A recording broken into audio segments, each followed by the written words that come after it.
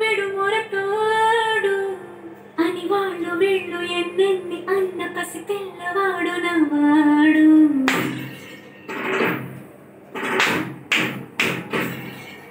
విడుముండోడు అని ఊరు వాడ అనుకున్న గాని మహారాజు నాకు నవ్వాడు.